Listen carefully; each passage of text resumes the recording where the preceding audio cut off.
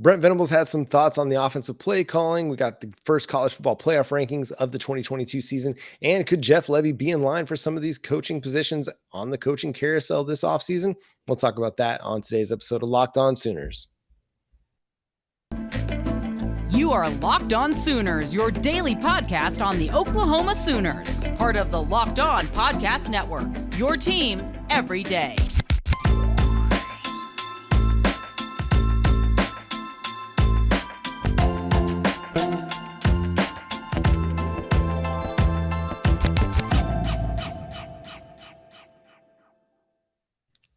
What's up, Sooner Nation? Welcome to Locked On Sooners, and thank you for making Locked On Sooners your first listen every single day. Today's episode is brought to you by LinkedIn. LinkedIn helps you find the qualified candidates you want to talk to faster. Post your job for free at linkedin.com/lockedoncollege. That's linkedin.com/lockedoncollege to post your job for free. Terms and conditions apply. Thank you for joining us. My name is John Williams. You can follow me on Twitter at John9Williams. My guy here is Josh Helmer. You can follow him on Twitter at JoshOnRef. You can also hear him Monday through Friday from 9 to noon on 94.7 The Ref in Norman. Josh, we got Brent Venables speaking for 51 minutes. He must have been feeling in a pretty good mood after the Oklahoma Sooners' second straight win. Well, that's exactly it, right? I was just about to say, it's almost as though Oklahoma and the Sooners have won 2 games in a row, right? We're getting these 50-minute press conferences again from Brent Venables. Yeah, he's got to be in a good mood, and he should be. Obviously, the team's playing better. They are playing better. And one of the kind of the intriguing things, he had a lot of great things to say, about this team as it continues to move forward and build upon what they've done over the last couple games. But the interesting thing that he had to say was in response to, how Oklahoma is attacking using the deep ball. And not to read this whole quote, but let's read a little bit and then we can kind of riff off of it. But he says, well, there's a delicate balance. At some point in time, right? Hey, Chief, that isn't working right. But now, if they were just blanketed and the guys aren't not open, that's different. I think if you're alluding to what you're alluding to is that there's probably 4 times that we had a step plus and just couldn't quite get it done. I thought the play designs, a couple of them were really, really excellent play designs to get guys open. That's part of it, which was good because these offensive coordinators, like they have this great play and they come out in the first 10 plays, they run it. And then you're like, where in the heck did that play go that worked so well? And I think sometimes you think, well, I've got all these other plays. I got to get to them other plays, right? All these amazing plays. And then we forget the ones that work. So I'm literally like, hey, Jeff, that one where we had 3 receivers, the triple post, call that again. That one was wide open. So I read this whole quote and man, I got to say, it's kind of hard to read a Brent Venables quote just as it is. So I think what he's kind of saying is probably a bit of a frustration that most people have with play calling in general when you watch it, whether you're on the sidelines or you're watching it at home on your television. I know for a long time, you watch an offensive play caller, dial up, 3-4 runs in a row and it gains good yardage and they're very productive in those situations. And then all of a sudden, without any rhyme or reason, they move away from it and decide, hey, we're going to drop straight back to pass. We're not going to use play action. We're just going to do a little 5-step drop and try and hit something deep. And you're like, where did that come from and why? And why aren't we still running the football? And yeah, I think what Venables is alluding to at time is that, hey, we got some good plays in the bag, things that are working. Let's kind of stick with some things that are working. In relation to the deep ball in particular, it's not been very consistent this year. I think some of it is, we're running a lot of like go routes and it doesn't seem like Dillon Gabriel and Marvin Mims just have the right kind of chemistry on those go routes on the outside, whether it's on the left or the right side of the field. A lot of times it seems like it's either, Gabriel's overthrowing Marvin Mims by a step or 2, or they're just not on the same page at where to get that ball down the field. And so I do think that they can improve in their deep ball passing. I think at times it's still fairly productive. And I always operate under this theory that even if you're not hitting them, the fact that you're throwing them still threatens the defense. It still makes them think, hey, at any point in time, Dillon Gabriel could hit Marvin Mims down the field and he's not going to not throw it. He's going to try and make that play down the field. So we're going to continue to be aware that Marvin Mims can beat us downfield. Jalil Farouk could beat us downfield. So we got to be careful with that. But I do like what Venables is saying here, and kind of goes into everything that he's kind of talked about all season long. And a little bit of that is accountability. And I found it interesting that he was willing to kind of talk about his play caller a little bit and mention, hey, sometimes we just got to go back to something that worked. Yeah, I know. Novel idea, right? Stick with what is working out there. And I think Brent Venables is mindful of all of this, like he said right off the top in that quote. And I'm assuming that from this All Sooners article that John Hoover put together that we're kind of riffing off of here, I'm assuming it's in chronological order, right? And that Brent Venables opened up and said, hey, it's a delicate balance, right? And that speaks to your point that, yeah, you want to call plays that test the defense vertically, even if, frankly, right now, Oklahoma, the better part of the season, John, hasn't necessarily been good testing teams vertically, or at least in certain ways that they've tried to test teams vertically, right? I mean, I was trying to find on Pro Football Focus some of the graded throws according to depth and like passing yardage through the air. If you can help me with that, John, would be great. But I mean, it doesn't seem like, some of the stuff from 20 plus downfield necessarily has always been great, or maybe just to specific targets. Maybe it's just, a couple of guys like Mims here and there that you expect to see more of those footballs get completed, and they just kind of haven't to this point. But I don't know, I mean, to me, do you feel like Oklahoma has tried the deep ball one too many times, or did you feel that way versus Iowa State? No, I didn't feel like they've been trying it too many times. I like that they're going to throw it. It's not always going to be a hit. Like your best completion percentages on deep balls, Dylan Gabriel's could be better. It's like 34%.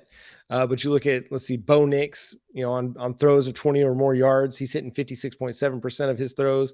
Will Howard at Kansas State, 61.5, Max Duggan, 56.8. And so, they could be better. Hendon Hooker, Heisman front runner, 50% of his, throws greater than 20 yards. Jason Bean still hitting at 50%. So yeah, it could be better. It can be more efficient, but you still got to throw it when there's an opportunity to throw it. You've got to challenge teams down the field. You just got to make them think about it. Like, it's the threat of it that's as important and really as effective a lot of times as even just, I won't say as effective, that's dumb, but it's an effective part of your offense, even if you're not hitting at an efficient rate, because it just tells teams, hey, we're going to throw it. You better be ready to defend it. And even when you don't throw it, that means that they're having to keep an eye on it. They're gonna have to be mindful of it. Even when your first read is, a 5-yard slant, or you're trying to hit a 10-yard out, something like that. It keeps defenses mindful of it. And, going into last week, and I'll have to look it up real quick, but Dylan Gabriel had completed the second most throws of 20 yards or more, only to Max Duggan in the Big 12. And so this is a guy, a team that's been, I feel like, pretty good this season at throwing the ball down the field. Again, can it be more efficient? Absolutely. But I think it's something that's going to have to continue to get better. Well, and I'd be interested to know how kind of, all of those stats got put together, because if the 34% on throws down the field more than 20 yards is correct, right, then that tells you that those plays that, football travels 20 yards in the air hasn't been particularly inefficient number, John. I mean, that's a large percentage away from Duggan's percentage, and from even Will Howard in just like a start and a half, his percentage, what it looks like. And obviously, what a couple of the guys nationally that are playing, some of the best delivering some of the best quarterback play nationally, it's kind of a far cry from that. So is it then, some of the catch and run stuff where, it's 15 yards downfield and all of a sudden those are turning into 20? No. These are throws that go at least 20 yards down the field. It doesn't account for yards after catch, or, a screen pass that goes for 20 yards. These are straight up attempts that go beyond 20 yards. Okay. And that's on Gabriel having the second most in the Big 12 is still that way? Yeah, so going into last week, where he's at now, he's got 14 completions on throws 20 yards or more down the field, which is third in the Big 12 behind Max Duggan, behind Spencer Sanders.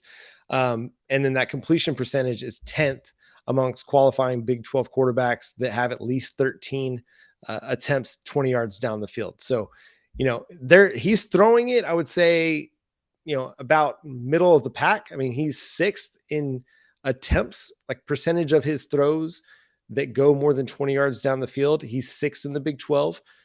So they're not throwing it as much as, Texas was. Like Hudson Card was first before, ceding to Quinn Ewers. Quinn Ewers is fourth. Will Howard, Jason Bean, they're kind of up there too with as far as quarterbacks who throw the ball down the field the most. So Dylan Gabriel is he's sixth. He's kind of right there, but not throwing it the most, but not also the most efficient either. Against Iowa State, it wasn't great. They could have been better on that front, but going into the game, they had been doing fairly well on throws greater than 20 yards down the field, I felt like. Yeah, that's interesting. I mean, obviously, from those numbers tells us a couple of things, John. It's that obviously Oklahoma's doing it quite a bit, right? And, to a little bit of what Brent Venables was talking about there, are they maybe calling those types of plays a little bit too much? Or the types of plays, again, like Venables talked about, John, is it just schematically the plays that they're calling, right? Don't overthink it. If the post route is working, call the post route, right? And then all of a sudden, that number that's at 34% completion percentage, maybe that winds up closer to 50% once it's all said and done. So that's interesting. Something that I don't know. I guess I hadn't really deep dove into, but we know clearly from kind of day one this season that Oklahoma's hit on several shots down 20 plus or more, but it definitely has not been as consistent or as accurate as, so Oklahoma's better quarterbacks pass. So that's an area clearly that OU could improve on. Yeah. And sorry, I'm really having a hard time reading numbers tonight, but he's actually fourth in the Big 12 on completions of 20 yards or more. Going into the game though, I mean, he was completing at 37%. So still not great, but I think it's efficient enough, to make it a threat. Obviously you want to complete every pass. You want to hit every big play. Some of it is also on the wide receivers. Like, you got to make plays when the plays are there to make. Some of it is making sure that you're getting out of your breaks right. You're getting down the field. And Dylan Gabriel and Marvin Mims, they just got to work on that. Like, this receiving core just has to work on the chemistry of that downfield throw. And it's a hard thing to do in practice to simulate it against coverage, but they got to work on it. They got to get better. I'm still of the mind that you throw it. It's like when you run the football, even if you're not being effective or efficient running the football, you still run the football because it at least has the threat, the illusion that you're going to run the football, so that play action pass is more effective, things like that. Now, they say that play action pass is more effective regardless of whether you run the football effectively or not, but running the football at least keeps the defense honest, keeps them focused on, okay, if they hand it off, then I got to account for it. I can't just drop back into coverage, even if they're not being effective running the football. So again, they got to be better, but still throw it. Don't shy away from throwing the deep ball just because it hasn't been the best part of your offense. It hasn't killed you. Like, he hasn't thrown an interception on a ball down 20 yards or more down the field. So, well, I think the important thing is Oklahoma might just have to rethink a little bit, not necessarily that they're throwing it 20 plus yards down the field, just how they're throwing it 20 plus yards down the field, or when they're throwing it 20 plus yards down the field, the way that they structure their sequencing of plays together, or the route concepts that they're running, right? Like, there probably is a fix there to some degree.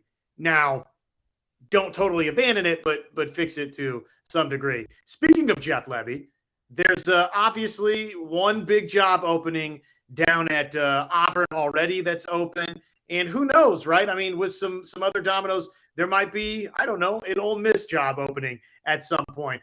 Let's talk about that with Jeff Lebby. First, LinkedIn Jobs, it's here to make it easier for you to find the people that you want to talk to faster, and to help you for free hire the people that you want to hire. So create a free job post in minutes on LinkedIn Jobs to reach your network and beyond to the world's largest professional network of over 810 million people. You just add your job in the purple hashtag hiring frame to your LinkedIn profile to spread the word that you're hiring. That way your network can help you find the right people that you want to hire. Simple tools like screening questions, they make it easy to focus on candidates with just the right skills and experience so you can quickly prioritize who you'd like to interview and obviously who you'd like to hire. That's why small businesses rate LinkedIn Jobs #1 in delivering quality hires versus the leading competitors. And check them out again for free. LinkedIn.com/LockedOnCollege. That's LinkedIn.com/LockedOnCollege to post your job for free. Terms and conditions apply. Is Jeff Lebby a serious candidate at Auburn? How much of it? I mean, we just spent, upwards of 12 minutes or so talking about how Jeff Lebby, maybe one area they can improve offensively at Oklahoma, but the track record sort of speaks for itself so far for Jeff Lebby, and there is still plenty of season left for this Oklahoma offense to kind of wow some people, right? So with that in mind, is Jeff Lebby a legitimate candidate in your mind for Auburn? Should Oklahoma fans be worried about that? Or what has to happen the rest of the way for that to be a serious possibility? I don't think he's in the realm of possibility right now for Auburn. You look at a lot of the kind of the preseason, who's the next, offensive or defensive coordinator to get a job. And Jeff Lebby's name popped up on a lot of those lists. Now, again, it's national media lists. You don't know what the schools are thinking or the universities or their ADs or presidents are thinking. But his name was on a lot of those, whether it's ESPN or CBS Sports or USA Today. His name was mentioned. He's had nothing but success as an offensive coordinator everywhere he's gone so far. He's still young in the coaching game for the most part. He got started young, but he's still young. He's only been an offensive coordinator for 6 years, I believe, dating back to his time with Southeastern. So he's still got a lot of kind of growing that he can do at the position before he takes a head coaching job. I don't think Auburn is going to be the place that he lands, but I do think Ole Miss, he's got recent, history with Ole Miss. Now, this is obviously if Lane Kiffin were to go to Auburn, as is being is being bandied about a little bit. Everybody's kind of considering him one of the favorites for that job, which I don't know why you'd go from Ole Miss to Auburn. It seems like a lateral move, but in college football over the last, 10, 11 months, we've seen a lot of lateral moves, whether it was Lincoln Riley from Oklahoma to USC or Brian Kelly from Notre Dame to LSU or Mario Cristobal from Oregon to Miami. It just seems like there's been a lot of these kind of lateral type of moves in college football lately that you never know what's going to happen. And with a guy like Lane Kiffin, you really never know what's going to happen. It just seems like he's a guy that, goes to the beat of his own drum a little bit. So I don't think that Jeff Lebby is really a threat to be hired away this coaching cycle. But at some point, the question will, really start popping up in earnest. I feel like not just this season, if it even comes up this season, but next season or, after a couple of years of Jackson Arnold at quarterback, like especially when Jackson Arnold gets to Norman. And if he has the success that we think that he's going to have with the Oklahoma Sooners, then it'll be a matter of time until somebody starts looking at what Jeff Lebby's doing offensively and says, I'd really like to have that at my university for my football program. And I was having this conversation with a couple of my guys from Sooners Wire yesterday, I believe. And we're talking, and I don't think that he goes to just some random Power 5 job. I think he'll look at what happened with Brent Venables, who bided his time and waited for a really, really good, really great Power 5 job opening to be an opportunity. And then if he decides to go to be a head coach, that's kind of when he jumps. He's not going to go somewhere like Arizona or Arizona State. He's not going to go to some place like, I don't know, pick your cellar dwell. He's not going to Nebraska, he's not going to a random Power 5 job that doesn't have much recent history of success. He's going to hold out and wait for a job kind of similar to like an Auburn or an Ole Miss. Even if it's not this cycle, is going to be something like that down the road. Yeah, I would say that probably now Jeff Lebby, just based on the way that this season started. Now, look, if Dylan Gabriel this time next year is the quarterback that's back at Oklahoma, which it feels like it's trending that direction, right? And all of a sudden, if Dylan Gabriel and Oklahoma at this time of the season are unbeaten and Dylan Gabriel's a Heisman candidate, okay, maybe I'll walk this statement back. But I kind of think that for Jeff Lebby to get a job like Auburn, right, I think that it's probably going to be the quarterback after Dylan Gabriel, that kind of the success there, that combination leads into that, big job. I'm with you, though. If Lane Kiffin were to get hired by Auburn, then Jeff Lebby would be a serious candidate, I would think, at Ole Miss, just because of the recency there and the fact that obviously he was very successful offensively. And I think he would get the stamp of approval from Lane Kiffin on the way out, right? So all of those factors, I think, would play into his ability to be one of the top candidates for Ole Miss if that opening did in fact come open, if Lane Kiffin, not necessarily, John, even just goes to Auburn. Lane Kiffin, what if he goes to Nebraska, right? I mean, that seems like Lane Kiffin does not seem, and this is strange to say, he doesn't seem like a cold weather coach to me, right? Just because, he's been at USC and in Tennessee and obviously then revitalized himself at Alabama and now has had a bunch of success at Ole Miss. But it's not out of the realm of possibility for Nebraska, who wants to get involved in the name, image, likeness game, to just throw a big sum at somebody like Lane Kiffin to try and get that sizzle up in Lincoln. And if that happens, and if you would seriously consider it, then again, the Ole Miss job comes open, and I think Jeff Lebby's a legitimate candidate there. But outside of that, I think, probably none of this is going to happen. I think Lane Kiffin probably stays put at Ole Miss, and that probably erases a lot of your fears, because I don't think right now Sooner fans have to worry about Jeff Lebby getting that Auburn job. Maybe 2 or 3 years from now, but not right now today. Yeah, totally agree with that. I think we're still a ways away from Jeff Lebby taking a head coaching job somewhere. I think, again, Brent Venables is proof that being patient can really work out for you. No reason to jump at just any Power 5 job available. Coming up, hey, we got some college football playoff rankings to talk about. We're going to do that. But first, let me talk to you about BetOnline. The Oklahoma Sooners head into their matchup with Baylor as 3.5-point favorites over at BetOnline. The over-under right now is sitting at 56.5. That's kind of looking at like another tight game potentially for the Oklahoma Sooners, and one that won't necessarily be a shootout. But the Baylor Bears, they're averaging 39 points per game. Oklahoma's averaging a lot of points per game as well. So you never know what's going to happen on that front. Go to BetOnline. It's the number one source for sports betting and information. They've got the lines, odds, and scores that you need to get in on the action. Again, that's BetOnline, the number one place for all your sports betting needs. They got you covered on MMA, Major League Baseball, boxing, golf, NBA, NHL, college football. It doesn't matter. Your sport, they got it covered over at BetOnline. Again, head to the website today or use your mobile device to learn more. BetOnline is where the game starts. Okay, Josh, you got the college football playoff rankings that came down the pike tonight. Recording this on Tuesday night. So the initial surprise for me here, Tennessee, number one.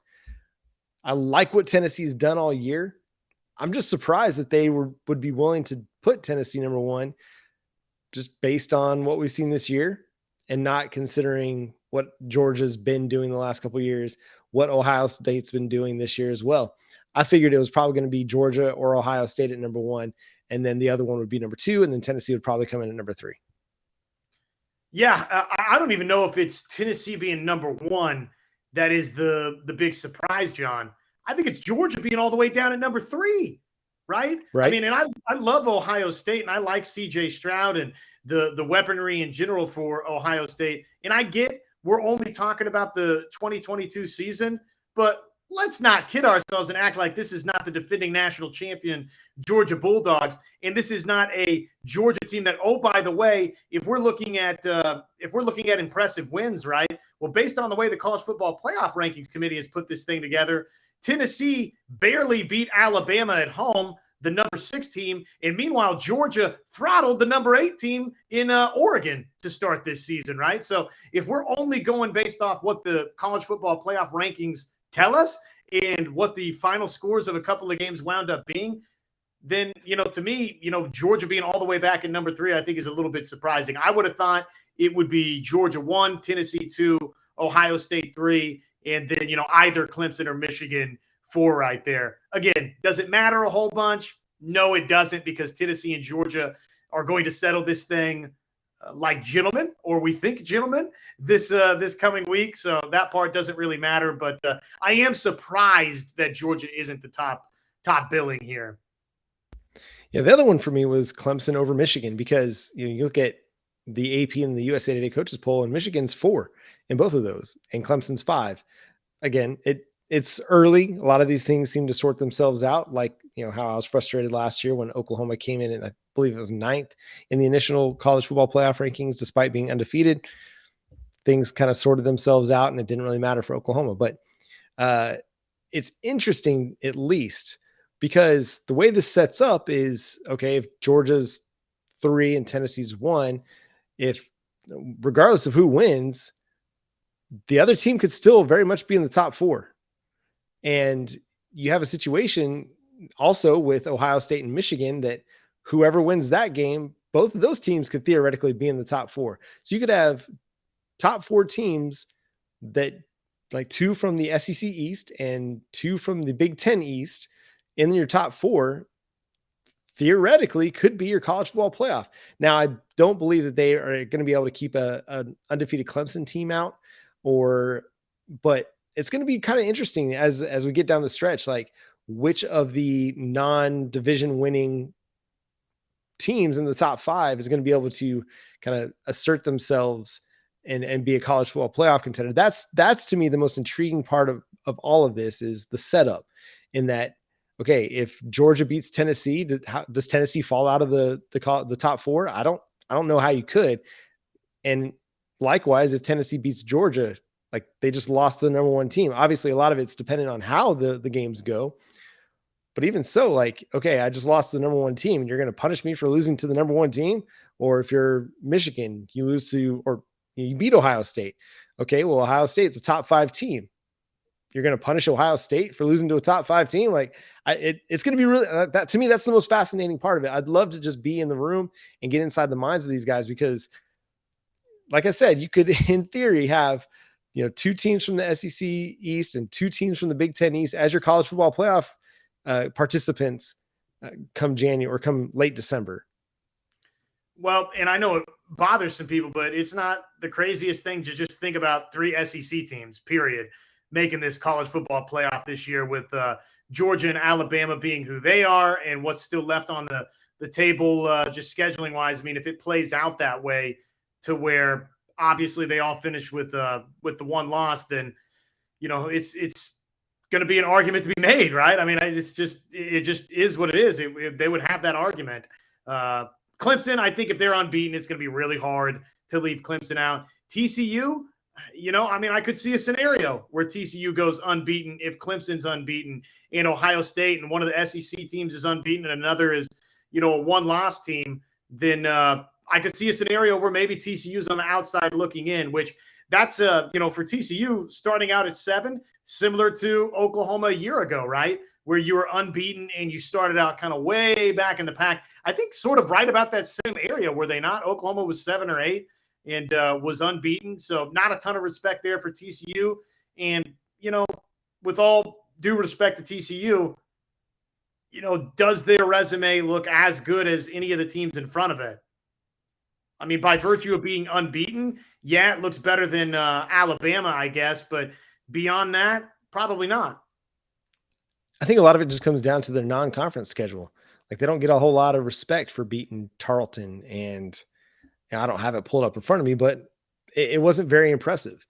And so, you look at Alabama, yeah, they got the 1 loss, but it's to Tennessee, the number 1 team in the college football playoff ranking. To kind of flesh out your scenario a little bit, say, Tennessee beats Georgia, and then in the SEC championship, Alabama beats Tennessee.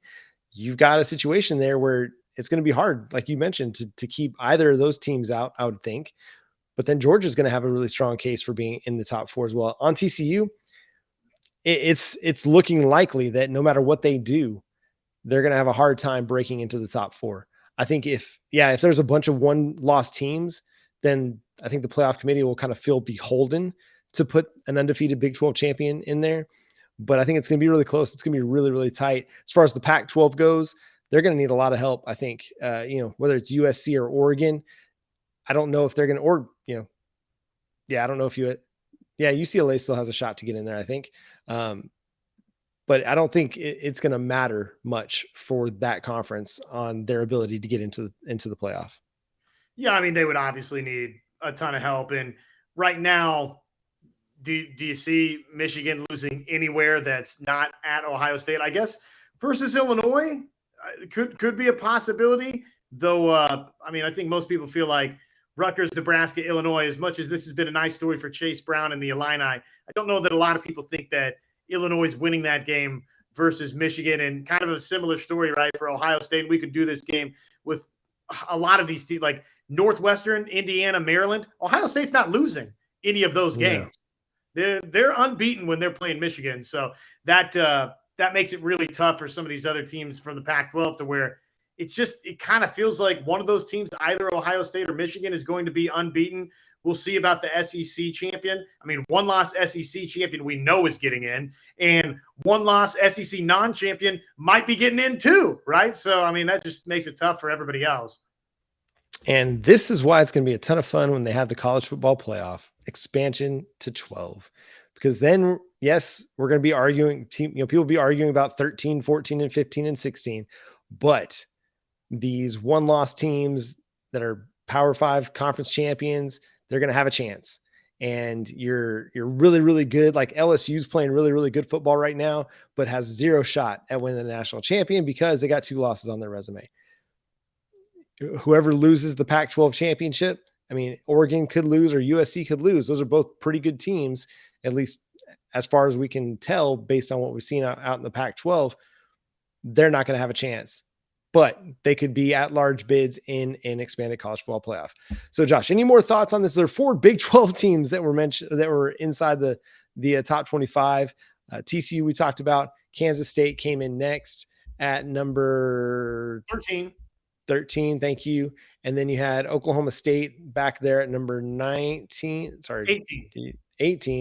And then Texas at 24. Surprising that Texas is in there or not? Probably helps them, obviously, right? The teams that they've lost to, a couple of them. The Texas Tech loss doesn't look all that great anymore for Texas. It could have looked better, obviously, if Texas Tech hadn't gotten absolutely throttled, right, by Baylor, it would look a lot better. But, the Alabama loss is good, and the Oklahoma State loss, even though they got manhandled by Kansas State, is still a solid loss on the road. So to see them in one of those final 2 top 25 rankings, not totally shocking, right? I mean, I don't know that necessarily I would make a strong case one way or the other that they do deserve it or don't deserve it. But am I surprised that they're there? Not really. Yeah. And to the people who are like, who cares? What's the matter? Man, rankings are just fun. Like, I like lists. And so it's just fun to talk about. It's fun to look at. And it kind of gives you a bit of a sense for how they view these teams, because they use this information not just for the teams at the bottom, but for the teams at the top. So when TCU, if they beat Texas, they can be like, hey, we beat it. It's a top 25 team that we beat. Or, take Kansas State. Like, TCU gets a bump because they beat a good Kansas State team, a good Oklahoma State team. If Oklahoma is able to work themselves into that top 25 college football playoff rankings, not that it'll matter for Oklahoma, but it strengthens TCU's resume a little bit more. So again, it doesn't really matter, but it's the jockeying of it all. It's the framework, the foundation, and it lays the foundation for how they're going to ultimately decide who those top 4 teams are in the college football playoff. And so it may not matter, so to speak, but it does provide context for the decisions that they're making. And I think that part matters. So take it for what it's worth to you. If you don't care for it, I apologize. Actually, I don't apologize. I enjoy it. Josh enjoys it. Some people out there are going to enjoy it. So college football playoff rankings, we may not do a full segment on it every week, but the first one we definitely had to talk about just to lay the foundation for the stretch run of the college football season. Hope you've enjoyed it. Well, it hasn't been as great as it should have been for the Oklahoma Sooners, but at least the last couple of weeks have been good. We'll have that. And on that note, we're going to close the show.